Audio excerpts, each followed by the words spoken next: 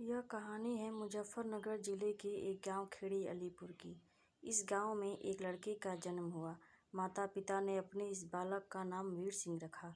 लेकिन जब यह लड़का 3.5 साल का हुआ तो वीर सिंह के माता पिता के सामने एक समस्या आ खड़ी हुई। समस्या यह थी कि वीर सिंह को अपना पुनर्जन्म की बातें याद आ गई थी। वीर सिंह ने बताया कि पूर्व जन्म में वह शिकारपुर के पंडित लक्ष्मीचंद जी का बेटा था।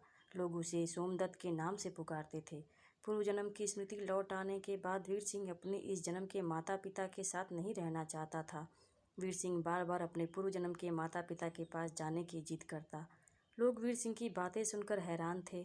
ऐसी घटनाओं की चर्चा जंगल के आग की तरह फैलती है। यह बात शिकारपुर के पंडित लक्ष्मीचंद जी के कानों में पहुंची, जो वीर सिंह के पूर्व जन्म के पिता थे। लक्ष्मीचंद बात की सच्चाई जानने के लिए अलीपुर पहुंच गए। बालक वीर सिंह को चौपाल में बुलाया गया, जहां लक्ष्मीचंद बैठे थे। बालक ने जैसे ही लक्ष्मीचंद को देखा, पिताजी कहते हुए आकर उनसे लिपट गया। चौपाल में मौजूद सभी लोग इस दृश्य को देखकर चकित थे। लक्ष्मीचंद जी अपने पूर्व जन्म के पुत्र से मिलकर भावुक उठे और आंखों से आंसू बह निकले। वीर सिंह को अपने पूर्व जन्म के घर लाया गया।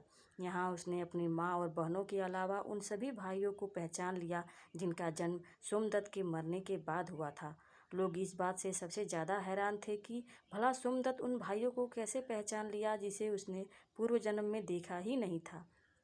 वीर सिंह ने लोगों के सभी प्रश्नों का उत्तर देते हुए बताया कि उसे पूर्व जन्म की स्मृति उस समय हुई जब वह दोस्तों के साथ खेल रहा था और पूर्व जन्म की माँ उसके सामने से गुजरी।